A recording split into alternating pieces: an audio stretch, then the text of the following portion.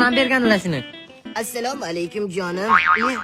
Mani umriga biron kuchuk jonim demagan. Endi sizni o'g'lingiz bor.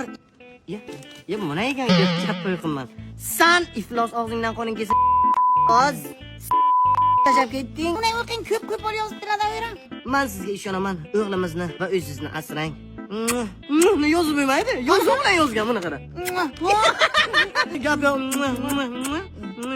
Buncha muammo ko'p. O'ynosh keldimi deyman, o'pishib ketdi bu kim bilandir. Buni tashab ketgan odam eshikni adashtirgan. Bu sani o'g'ling. Men o'g'lim yo'q.